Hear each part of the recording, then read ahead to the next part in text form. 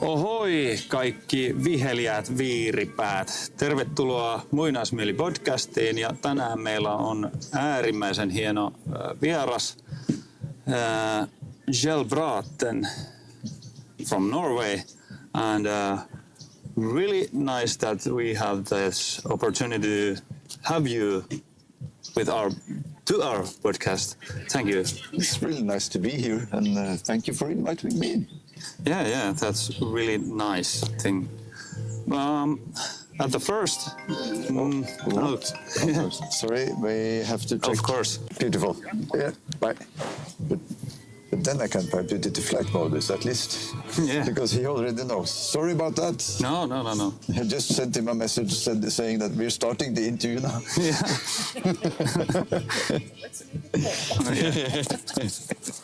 So I'm just gonna, because this was hanging the opposite way. So. Yeah, it's great. All right.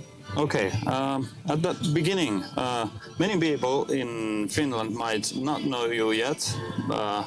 If you were sitting on a sauna and you had to tell one story to explain who you are, what that story would be? I guess that would be a long story. I mean, it depends on what you're looking for. If you're looking for just me as a being, or me as an artist or musician, would be different stories. But I guess for me, my musical journey started very, very early. I grew up in an environment with a mom who really supported me and my two brothers doing music. Yeah. And I've always been active with music, the music scene. I started up in the classical music. Yeah. And I was doing quite good there. I was like studying to the big music school in Norway when I was supposed to start there already at 17.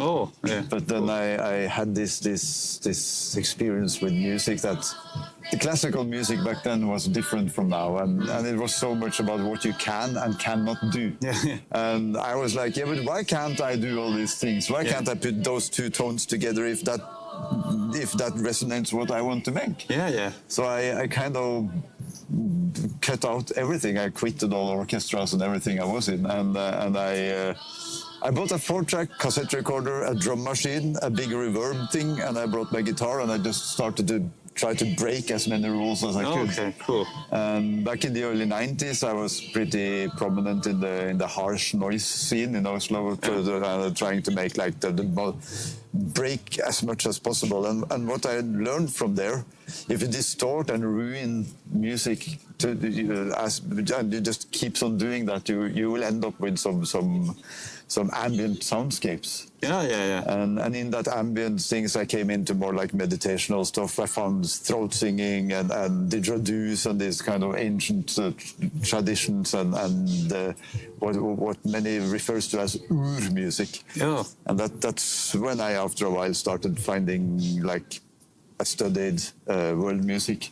And the late 90s, I came to this conclusion that we know so much about music from everywhere in this world, but we don't really know anything about our own music. Yeah. And I mean, music archaeology is a new term. It was invented in the late 70s. Oh, yeah. And by a Swedish lady. And then from that, it evolved into starting going to Viking markets and these things like the early 2000s. And I started lecturing about this. Yeah. It sounds like when I started to make music with a metal band, I thought there's what is keeping me behind is like so many rules. Yeah. But when I discovered ancient music, like Viking music, it was like holy shit, all this freedom to do everything. It's like opening my eyes for the music at the very first time.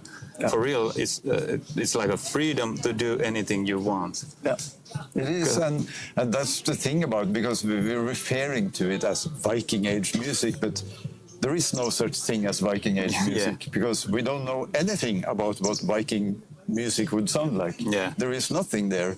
What we can say for sure is that what we call Viking music today, which is like some of those bands I've been playing in and so on, has nothing to do with what Viking Age music would have sounded like. But that's also why it's so free, because there is no such thing. We can just do whatever we want, and we can, as long as we don't claim to recreate Viking Age music, we're free to create something new, because Viking Age music doesn't exist anymore. Yeah, I agree. Mm-hmm. What's the strangest or funniest thing people have ever asked you about the instruments you play, or is there any? Yeah, there would be pretty many. I mean, I've been for the last 15 years or more, I've been doing children's stories about Viking Age music. Yeah. I get all sorts of questions from those kids. Yeah. So yeah, I've been doing storytelling where I've taken my tagelharpa, or actually a johiko, and tried to shoot the bow, shoot an arrow from the strings of the instrument. So yeah, there's been quite a few weird questions. I can imagine that. Getting to know you, you grew up on a farm in Norway. Yeah. What sounds from your childhood do you still carry with you from the nature, from daily life, from silence, and how have they shaped your music? Oh yeah, that's a big question. Yeah, shortly, kind of. I mean, nature in general is a huge inspiration to me. Yeah. As you can hear if you listen to much of my music. When I was young, I spent a lot of time in the forest by the local lakes. Yeah. And I could sit there for hours just listening. Oh. And the sound of the small sounds. I mean, of course, you have the chitting of birds, you have the waves of the water and the dripping of rain and those things. But for me, it's like I went further and further in there because I spent so much time, and I started to listen to what's the sound of the straw in the water when there's not even wind. Oh. You know, and so I started into this micro focus on these sounds, and I think that interest shaped a lot of my music, especially my early works, which was much more to not recreate, but I was using a lot of those kind of sounds. I was out there with my recorder trying to record those sounds you really don't hear. Yeah, you know? yeah. So a lot of those has been with me through my music, I think. Awesome. That sounds so huge, new world kind of. Yeah, it's like if you're into photography and you go into macro pictures, you know. Yeah, when you take that little detail from here and you make it really big. Yeah. It's, yeah. Awesome. You're often described as a collector and explorer of instruments. Yeah. Do you see each instrument as having its own personality? Is there one that feels most like you? Oh, yeah, they all have their own stories. They have their own names. Yeah. Oh. And yeah, they're all personal to me. And it really depends on what I'm after. Like this one, for instance, is one of my dearest instruments in this world. I love it so much. Yeah. But I think when I'm doing the skaldic or the more into the Viking Age music, the two instruments I use the most is my Kravik Lyre, and also my Organistrum, which I use in pretty much every music I compose, either for film or theater or other bands. I always end up using that. So I guess the Organistrum, my goat horn, and my Kravik, when we're talking about Viking-related stuff, at least. It's kind of, I can also feel that, because one time I was one of my friends saying that because Kravik Lyre is not common thing here in Finland, and I asked about him that he's not an instrument maker, but he making wood many times, and he's good with that. Yeah. But asked, have you ever made a Kravik Lyre? And he was like, what? Yeah. And couple days after that, I asked if he can make one, and he was like, I really don't know. But after that was the moment, hold my beer. And nowadays I have the Kravik Lyre, what he made, and the feeling when I had that instrument at the first time on my hands, I was like, holy shit, this is talking to me. Like, and every time when I play it, it doesn't feel like I played that instrument. It's more like that instrument is playing through you. Yeah, exactly. Yeah. I know that feeling. It's, and also because it's so much more modern. I mean, lyres were really popular in Northern Europe around Viking Age and before Viking Age. But they just disappeared in the 1100s, and then this one instrument which is much more advanced than any of the old Germanic lyres. Yeah. And it's a lot younger. I mean, the Kravik was built around the year 1600. So it's 1,000 years more modern than the other lyres I'm using on stage. Which also reflects in the sound and how you use it. It has one more string. The sound is so much more full. Yeah. It's an absolutely beautiful instrument. But it's also very special because there is just that one piece in entire Northern Europe that dates so late. Yeah. Which is quite interesting. Yeah, it is. It is. You have been part of projects like Wardruna and many others. Yeah. When you join a new project, what mattered the most to you? The people, the sound, or just the journey itself? I can't guess all of it. It's very important to have a match with the people you work with. Yeah. But also you need to have a match with the goals of the music. Which is like when I started working with the project Nebala, we really bonded on what we wanted to create there, and we created a beautiful album together. When I joined into Wardruna was more. I really loved working with those guys, and I miss it a lot, very often. But I was more like the hired gun. Yeah. So it was more like being the stage musician playing the parts I was supposed to play, which is also very interesting, and I love doing that. But it all depends on the project, I think. Like when I started working with Trevor on the score for Vikings Valhalla, which is a very different way of working again with those American film composers and such. It all depends on the project, and like for Vikings Valhalla, the first thing I did was to go to the webpage and check what do they say about this thing they're gonna make. Yeah. And of course they were very open about it, and they're like, this is a fantasy show based on Viking Age, and it has nothing to do with reality. Yeah. And then they're like, this is good, I can work with that, Yeah. Understand. They're honest about what they're doing. They're not trying to recreate something, they're just making something for the audience. And, and I was fine with that. So, it all depends on the project. Yeah. Sounds great. What collaboration has surprised you the most? Maybe taught you something you didn't expect? They all did, kind of.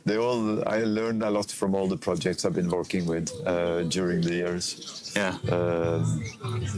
The one that surprised me the most might have been the way Trevor was working with the score for the Vikings Valhalla, which is very different from any other composer I ever worked with. I think that was the biggest surprise, actually. It's without me going into his ways of working, but it took me by surprise. Okay.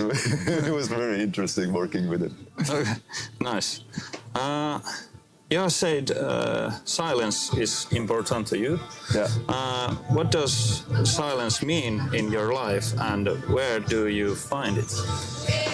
Silence, I mean, silence can be so many things, and You can find it so many places. I mean, silence can be when you've been on a long tour journey. You meet people all the time. You go in and out and hotel and airports, and you know it's a lot going on.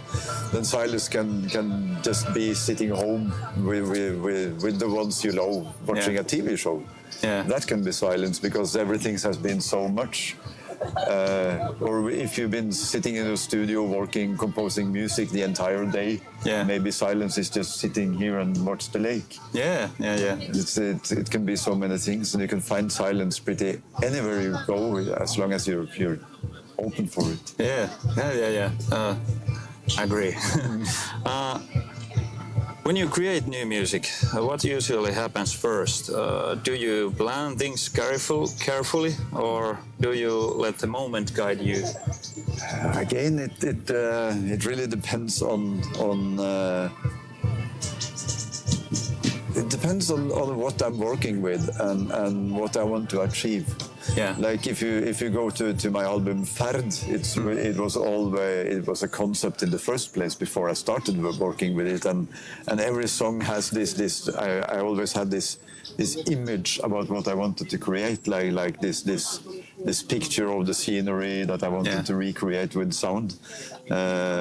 Whilst with my album Bruta, which is more about going to places through the music, where I just start the song and I see where it goes, because it's more of a ritual than a song. So it really depends on things. And again, if I'm working with theater or with other artists, I need to try to create what they need. Yeah. Like if I work with a theater and they say that you should make the theme of Odin. Yeah. Okay, yeah, but who is Odin in this play? Or how do you want Odin to be? Yeah. Because he can be so much to you. I mean, and then I need to figure it out, and then I try to create what I get from the feedback. So it all depends on the project, really. Okay. Yeah. Much of your music has ritualistic or meditative feeling. How does that reflect your everyday life? Is your daily life as calm as your music sounds, or more chaotic? Well, that really depends. No, of course, I'm traveling a lot. Yeah. And traveling is stressful. Touring it's not exactly calm. Yeah. But then again, I mean, instead of going for those musical kind of round trip, I don't really go that much on those airplane here, airplane there, going one night here, one night there. I go more to like Viking markets and these things. When you go to a place, you stay there for a few days together with those people in this scenery, like here.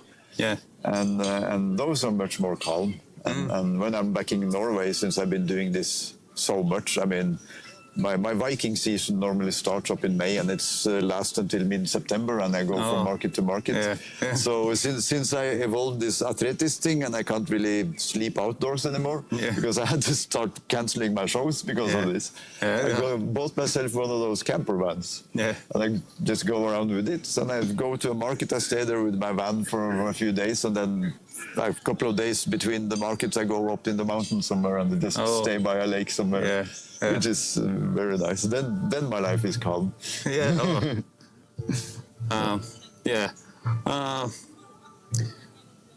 Both Norway and Finland have deep ties to nature and old myths.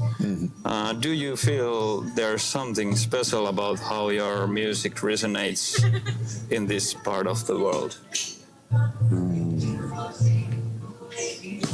I mean, I don't think that would be up to me to answer. I think that would be up to the listener to answer to, really. Oh, yeah. That I put my music out there, and often when I make music, I try to make it as a tool for other people to use them with their own intentions. And I guess, of course, my music resonates with me. If not, I wouldn't make that music. But I think the answer to that lies by the listener. Really. Yeah, that's kind of really great, because I think thinking about the same way, because everything you make, it resonates with you, but it's everybody who listens at that after that, it's about for them how they are feeling about that song and experience that song.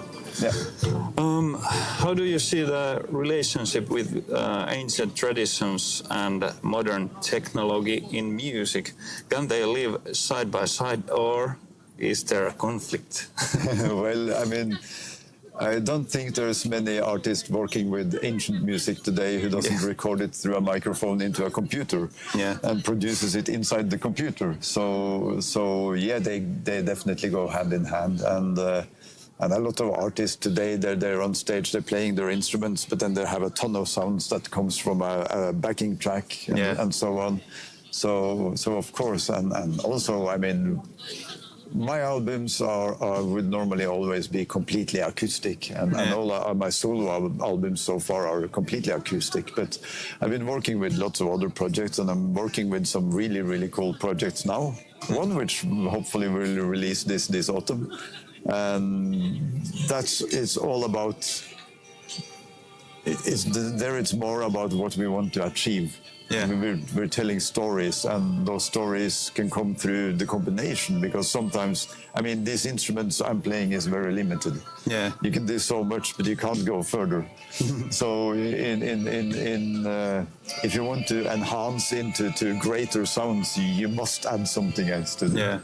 So I guess it depends on what you want to do, but anyways, it's when you record music today, you do it digitally anyways. Yeah, so that's true. Modern technology will always be part of it. Yeah. That's true. If you weren't a musician, what do you think you would be doing right now?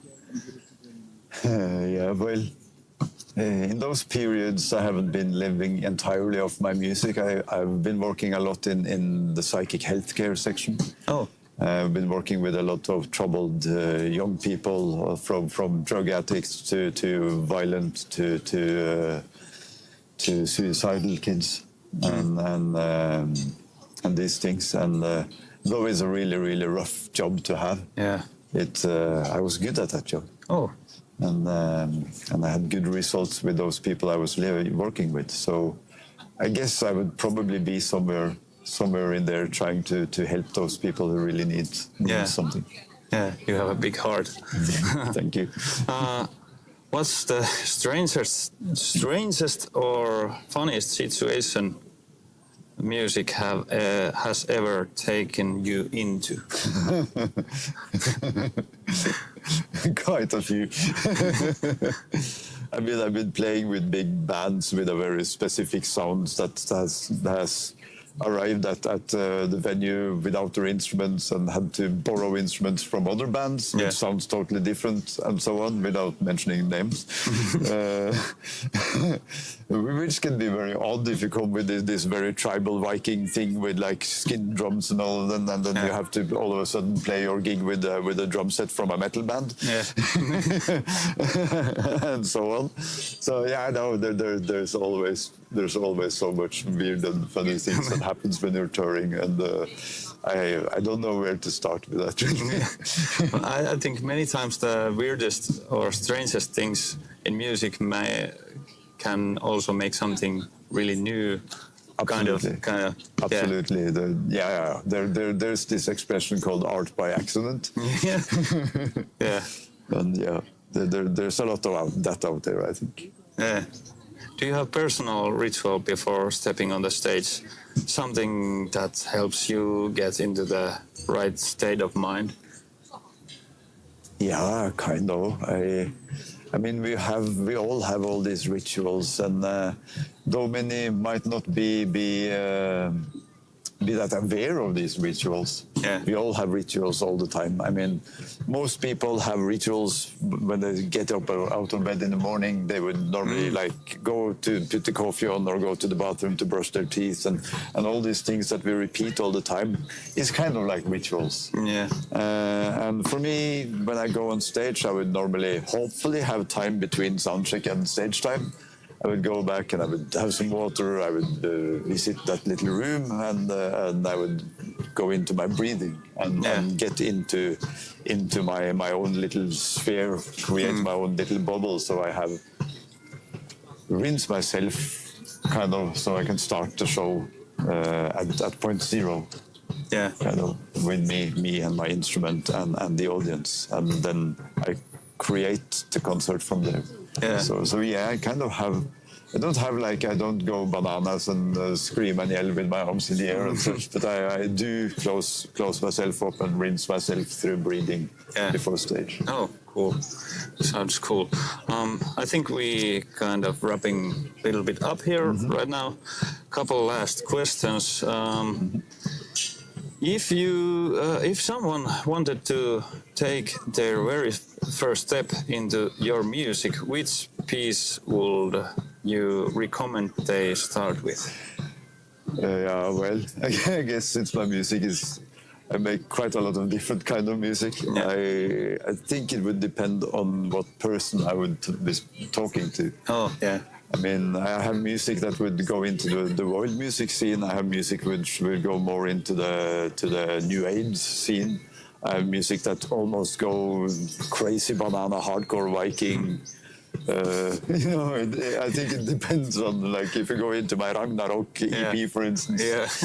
It's so I guess it depends on the people what I would recommend them. I mean, if you're into more like easy world music things, I would probably make a track from Ferd. Yeah. If you're into like crazy Viking and Wardruna and Heilung and such, I would probably recommend you Jotun or Ragnarok. If you're more into the more esoteric, meditative stuff, I would probably choose a song from the ancient album Moonsong. Yeah. So I guess it depends on things because it's so different. Mm-hmm. Yeah. Oh, yeah. That's a great answer. If you could sit at the dinner table with any ancient musician or shaman, who would you choose? Since we're here, that easy answer would be, excuse me for the pronunciation, it would be Väinämöinen. Oh, that's a huge one. Yeah. Of course. Oh, I can agree with you. Yeah. That's really, really cool. And finally, when you step off the stage and everything is done, what makes you happiest as a musician? The feeling of if I go off stage with the feeling that I gave something to the audience. Yeah. That of course I always give to the audience, but if I feel that what I gave to the audience somewhat reflects in the audience, and that they would achieve, not maybe achieve is a bad word really, but that what I do would be something the audience can bring with them, that can do something good for them. Yeah. If I have that feeling after a show, that's when I'm the most happy. Oh, yeah, I can agree with you. Is there anything you want to say for the people, or something what you always have wanted to bring on? I guess there's a lot of things. But I guess if a lot of those who watch this would probably be into doing similar things as I do, maybe. And if you are, it's just like don't dare to give up. It might be a long journey, but don't you dare giving up. It wasn't easy when I started up doing this Viking age music in the late 90s, and nobody listened to what we were doing, and we were crazy banging drums and throat singing around campfires all over the place, and some people really hated us. But we kept going, and I mean, that first band, Avas, that we started up with in the 90s, look at us now. I mean, I've been doing my things, been part of all these bands like Wardruna and Nebala and all of this. Maria went into Heilung and all of those bands. Gustav has been with Folket Bortafor and Astralside, Runa Hill, etc. It turned into something really, really big. And what you're doing can do the same. So just continue doing what you do. Believe in yourself. That's a huge one. Thank you really much about that, and thank you. You came to our show, of course, and this was honor for me. The same. Yeah, and I hope you will have a really great show today, and so do I. yeah, and wish the best for you. Thank you. Thank you so much. Thank you.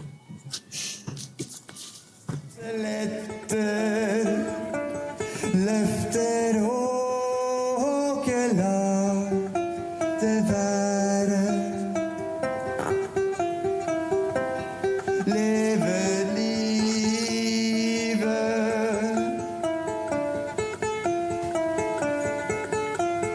Vi som vet veiens visdom det.